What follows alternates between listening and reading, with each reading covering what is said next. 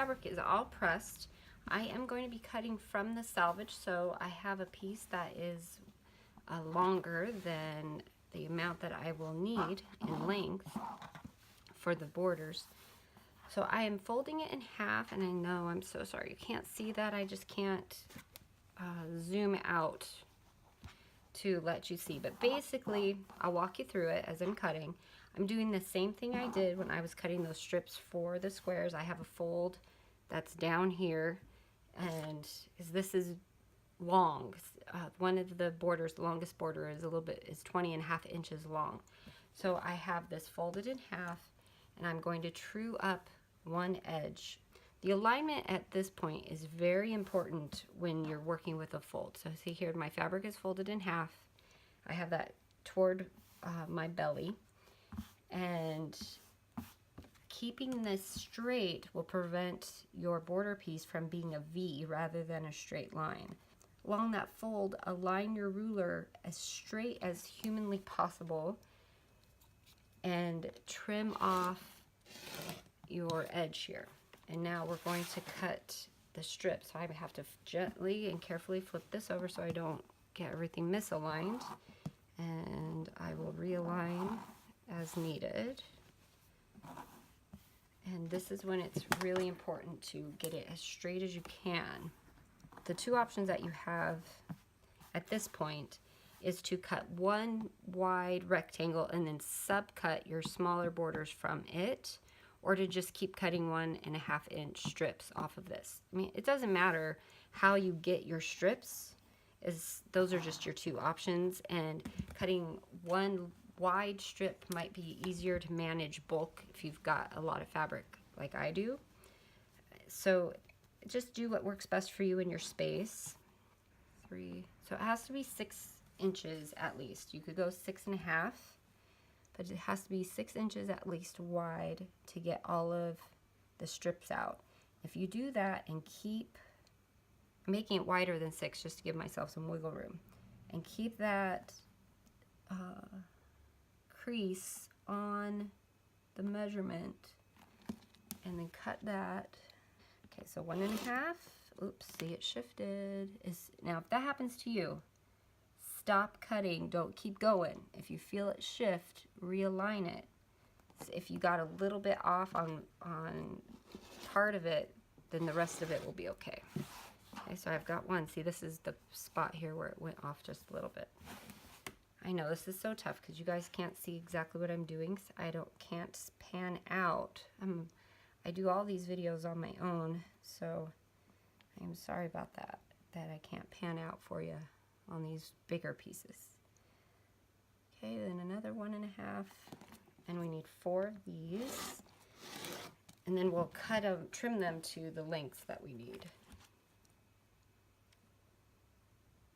You can cut them the lengths first, the 18.5 and 20.5, or like I'm doing, just cut them all bigger and then trim them down. It doesn't matter, again, how you get there, as long as the end result is the same. Okay, that looks pretty good. And if you want to cut these without using a fold, if you have a big enough space and a long enough ruler, go for it. You might have more success. So 9.25 is what I'm shooting for here. 9.25. I'm gonna have some extra, but that is okay. Okay, so I've got one. So this one should be 18.5. Yep. And then do 9.25 on this one. Now do 9.25 on this one. And I'm aligning here at the 1.5, which will keep it straight up at the top. 9.25 over here at the fold, and then trim that off. Okay. And then the other two are, the other measurement is 20.5. So 10.25.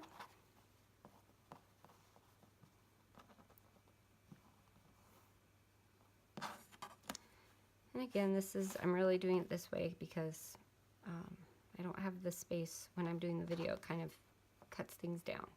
Okay, so let's get this cut at 10 1/4. I'll have a little extra.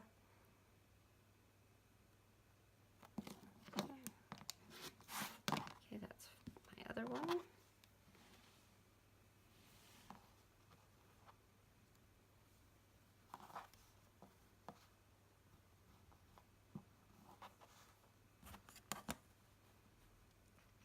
And 10 1/4, and then we are ready to join these to the block.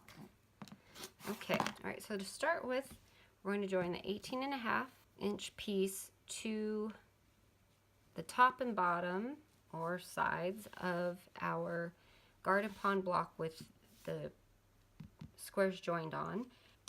And then we'll sew that. And this one, when we sew it, does not need to be started at the 1/4 inch and stopped at the 1/4 inch. Because at the intersection, there's only 3 blocks. So see here at the intersection,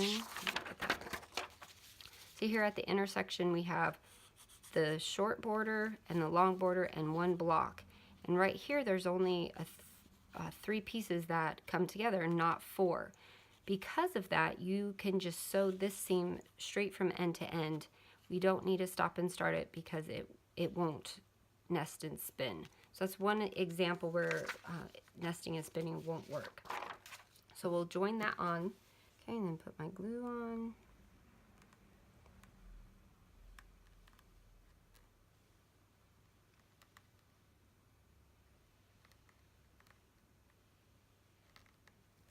And then take my piece, and this one, it should match, and you could fold this piece in half and match the centers. See, I do have a fold from when I was trimming it or cutting it, and get it to match up, and then match from end to end, and then heat set it in place. As you go, adjust if you need to, its placement. Okay, and then that side is ready to sew. And then we'll do the same for this side, and then we'll sew both seams, and then we'll add the other 2 borders. All right, they're sewn. Let's set the seam.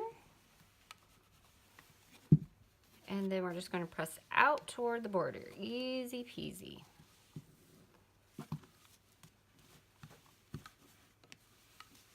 And again, I press from the front because it prevents those folds that can happen along the seam line. And I'm kind of holding it in place, not rubbing, because we don't want it to get shiny. And then flip it on around. Press this seam. Set it anyway. And then again, press this toward the border.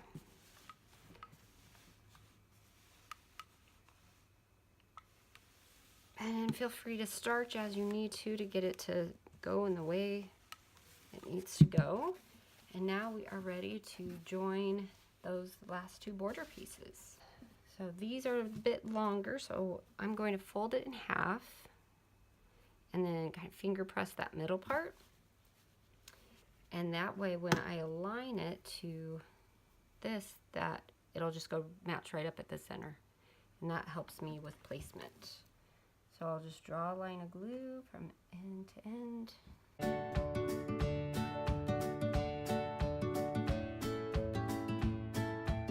And then from the center, we'll just align that. And then get those selvage edges matching up, and hopefully it'll match up out here, which does pretty good. So I'm going to set that so when I work on the other side, it doesn't shift it off. And then do the same thing over here. Alrighty.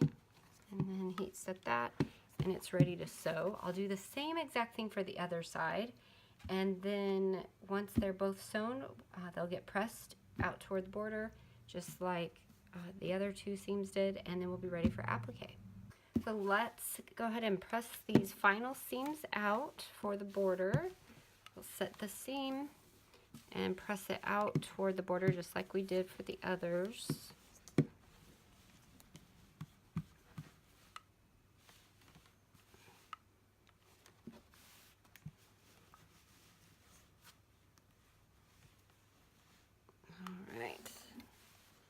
far so good. This is looking nice and ready for some.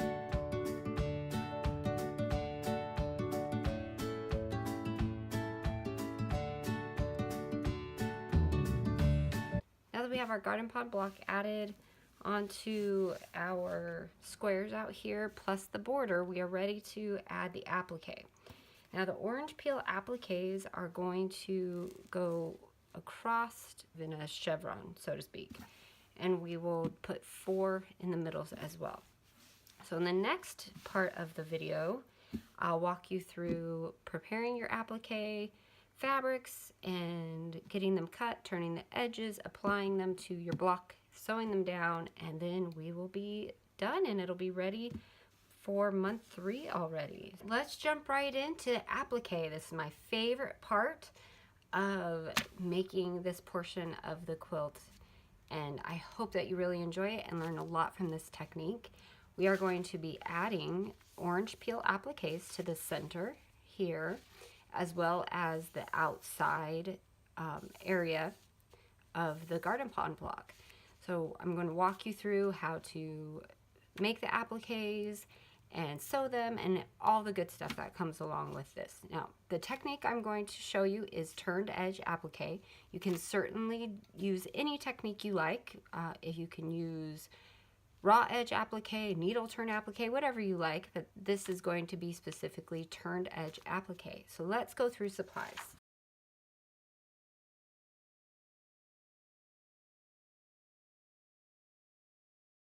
And this foundation will stay in, it's non-fusible, and it's really flexible and fun to work with.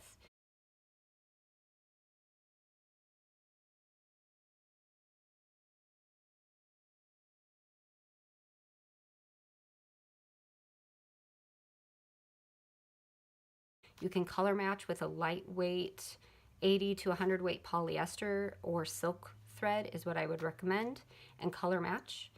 And you'll need an adjustable zigzag machine, which we will talk more about in a little bit. So to get started, you'll need your garden pod templates and your foundation. This is the Sharon Secret foundation in regular weight, and a stapler and some scissors that you are happy to cut through paper with.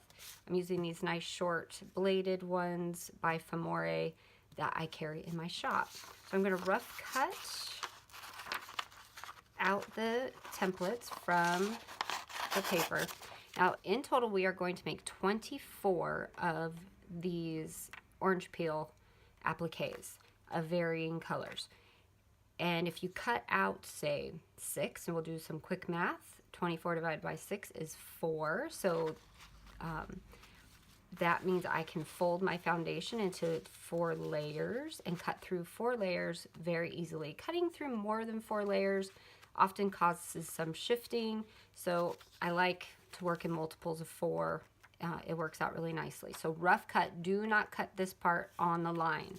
It does need to be rough cut. You'll kick yourself later if you try and cut these out accurately.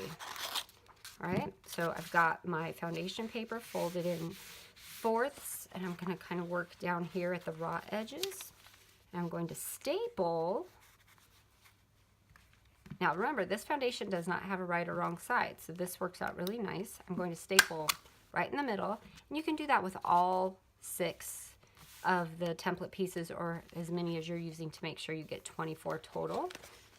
There are 3 ways to cut on a line: to the right, to the left, and right down the middle. So to the right of the line, to the left of the line, and right down the middle. For this, we're going to cut just to the left of the line and actually cut the line off.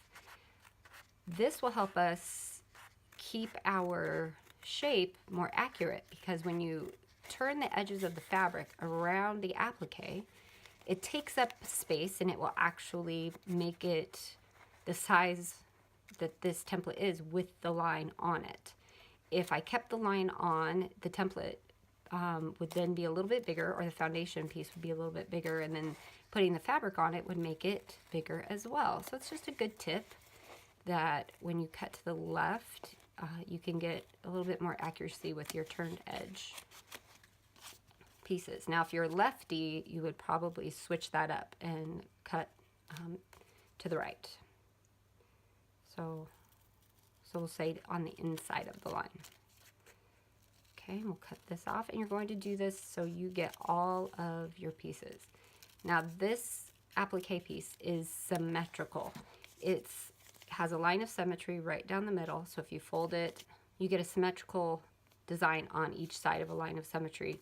And this one has both horizontal and vertical line of symmetry, not diagonal. But because of that, it's not going to make a right or left piece. If this piece, say, had a wedge cut out of it, then it would be different right if it were a right piece or a left piece. So we don't have to worry too much about which side is the wrong side or which side is the right side. Some pieces you do have to be concerned about that, but this one you don't, so we're not going to worry too much about it, and we're not going to spend much time on it. So let's just get moving, and we'll start making our applique pieces. Here's when I use that cuticle stick. I like to peel up the ends of the staples and leave it as a stack because it keeps it all organized. And it prevents me from losing these pieces in my piles of creativity all over my workroom. And then we're going to get our applique fabric. And before you get started, kind of take a look at the fabric you're using, especially if you're using an ombre, and plan out where your pieces are going to go, which ones are going to be dark or light versus kind of mediums to dark and moving across. If you'll take a look at the pattern again, the middle 4 are the lightest, and then the 2 on each sides in the center are next to lightest, and then it continues dark out to the corner. So these are kind of a medium dark, and then we have the darkest in the corner. So kind of plan that out, what color you want that to be. And I've given you a list of how many applique pieces from each color you'll need. So you'll need 4 from color 1, 8 from 2 and 3, and 4 from color number 4. So I'm going to work with color number 4, and I'm going to right now, and that's going to be in my darkest area here, and I only need 4.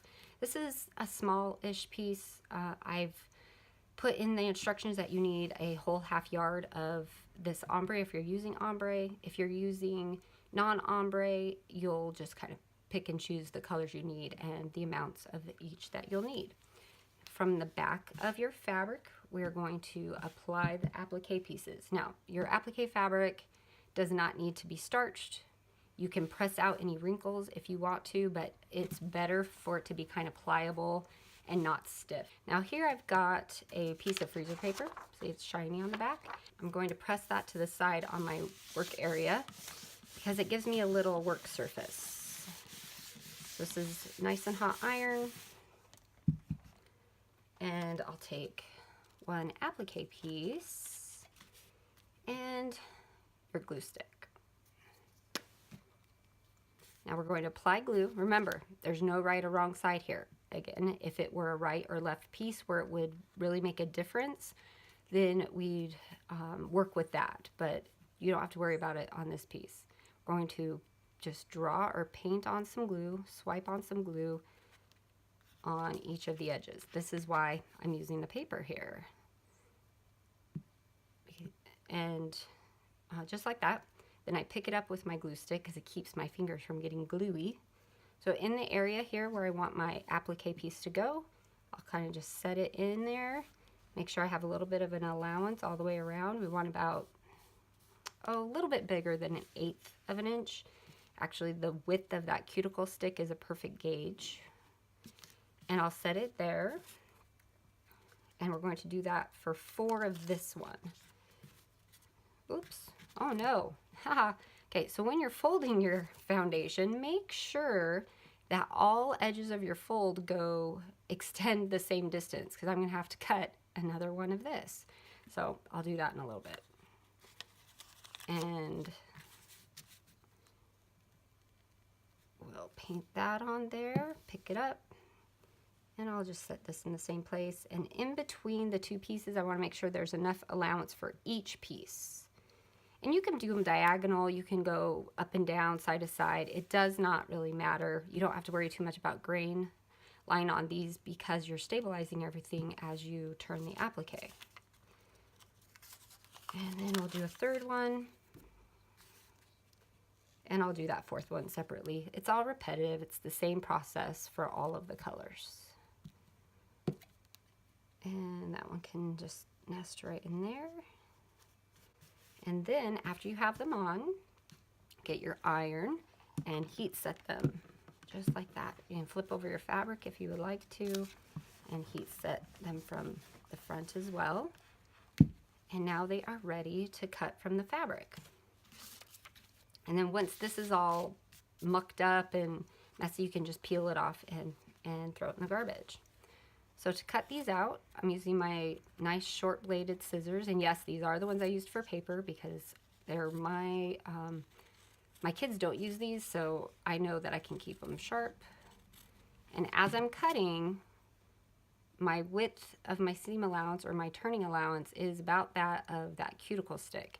Less than a 1/4 inch. 1/4 inch is too much. It'll be very bulky, but not an 1/8 of an inch. So just a smidge more, like a 1/6, I guess. And then at the ends, I like to square it off, reduces bulk, and then come around. And I'll repeat this for all of the applique pieces. Okay, and then you can use the same paper for this process or put a new piece down. We're going to take your glue stick again. How about if I move it over now that, there, that's better. Take your glue stick again, and we're going to paint glue this time on the edge of the foundation and fabric. Only one side at a time. And then this is the turned edge technique. The edge of the foundation is going to be where we stop the turning. You're going to feel that with your finger as you go. Okay, so and then the tackiness of the glue will hold it in place. You'll find if you use sew line or other types of quilters glue sticks, they don't work as well. The Elmer's is really the best one. So I'm going to show you again what I did up here. And see if you mess up before it's dry, you can fix it. I kind of start below the tip and then I turn up to the tip. And then I'm going to gently keep my fingers in kind of a pinch position, and I'm going to just gently kind of roll the edge over as I go down to the bottom. Okay? And if a little bit pops up, you just push it down and give it a pinch. And then the edge here will be smooth because your fabric bumps right up against the edge of that foundation. So that helps keep it in the right shape for you. So now we'll do the other side with the glue.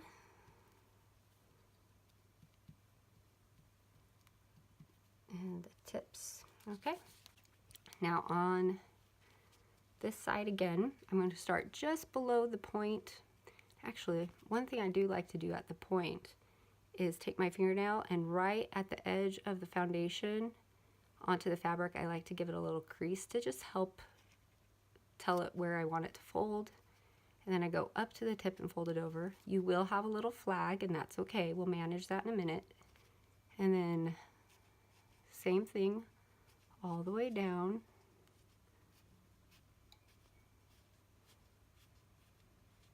This is something I like to do at the TV at night when my husband and I watch a show together after the kids have gone to bed, or during softball games when I'm watching my daughter's practices. So does that look really nice? Now we'll heat set that. And you can do turn a bunch of these and then heat set if you like. You don't have to do one at a time. And then that's ready to go. There's two ways to manage those little flags. The first way is to clip it off and then just reinforce the threads with some fabric glue.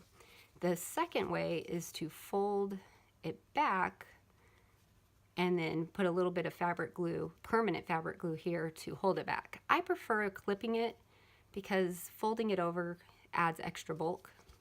So when I clip it, take my scissors here and I clip right at the point. You can see that. Right at the point, and I'm not clipping off the point. You can see that there. Oh, that's perfect. So you can see really well how that looks, right? And then on that side, I'll do the same thing, kind of fold it up just a bit.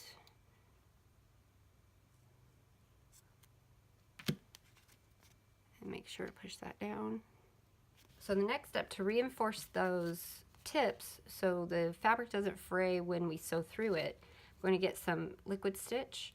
And this bottle I've put a microfine tip on, and it comes like this, but I like the tip on it because this is really thick and gloppy. Right, so I've gotten my little blob of glue here from my bottle of liquid stitch, and I'm going to just dab the tip here in it, and from the back side I'll kind of smooth it in to the tip. You can apply it directly, but I get a little bit more control this way. It's totally up to you. But this is really important, otherwise your tips will fray when you sew them. If you fold them back, they won't fray. That's one benefit, but I like to trim them. So heat set it again. Don't heat set it with the tips up or it'll stick to your iron. So you gotta heat set it that way first. All right, so this is ready to apply to the quilt block, and I will show you how we're going to do that next, and I'll have all the applique pieces ready, just like movie magic. My appliques are all ready to apply to the garden pond block, including those new squares that we did a little bit earlier. Refer back to the pattern for placement and what colors go where.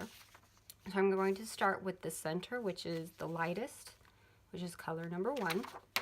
And these get placed just like this, like little flower petals. Right, so these will go here, and you can take a minute and kind of place, just to make sure everything is going and they're the colors you want. You can place your colors of your appliques in their placements just to make sure everything is going the way you like it. And so far I love this. So I will get everything put on. So I'm going to start with the middle, and to place these on, it's super simple. You just need your Elmer's with the microfine tip, and from the back side you'll draw a line of glue just on that turned edge. You can get close to the edge. Sorry, it's kind of shaky because I'm doing it up in the air. Normally I do it down like this. I get more control that way, but I want you to see it. So all the way around the edge, nice fine line. Right, and then put one point in the middle, and it should diagonally go right to the other point or other corner of the block.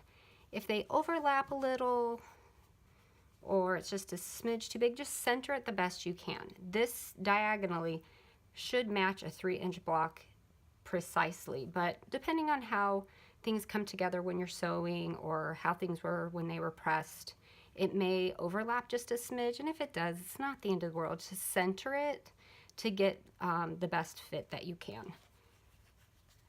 Also, if you're finding that they're all just way too big, that might have there might have been a cutting mistake where you didn't cut that black line off, because the black line plus more width or the thickness of the fabric being turned over will make these pieces big, and a little bit too big for inside of the space. So it's important to make sure to cut those off. So I'll continue putting that on. And I like to put on all 4 first, and then we'll heat set that. So I'll put that and get it to the other corner, just like that. So you can see I keep one hand anchored and then kind of rotate the applique foundation piece underneath the glue and get it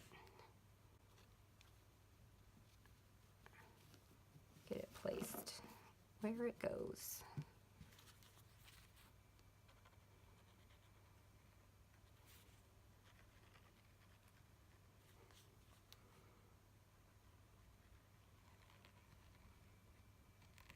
Okay. Don't worry about sewing these and having that glue there. This glue is going to be dry. And actually, I think I'm going to flip this around because that was a lot of these dark dots toward the middle, and I want to space them out. I think that's a little bit of a nicer balance. Then we're going to heat set that. Each piece needs to be heat set. And then they're ready to glue, so you don't have to worry about keeping them pinned in place or anything like that. They're all ready to go. Now we can do the rest of the piecement. So we'll take a look at the pattern. You can see color number 2 goes in the centers of each of the 4 sides. So we'll place those there, and then the next color will go like this, and then the darkest will go like that. All right, I'm going to go ahead and glue these on. This is all repetitive, but it's sometimes nice to see things over and over again. So we'll just glue this on.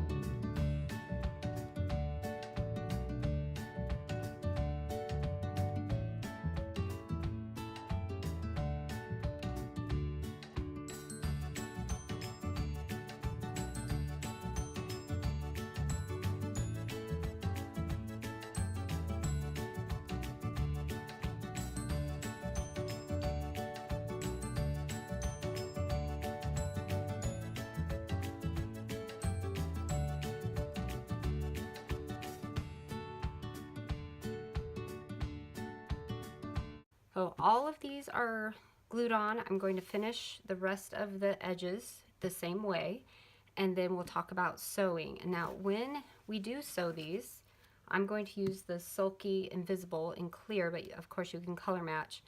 And I'm going to show you how you can sew around all of these just in like one fell swoop. And the same for doing these edges, so you don't have to stop and start. You'll have one start and one stop. Next up is sewing, where we'll talk about machine setup, thread choice, needles, and stitch lengths and types of stitches, all that good stuff.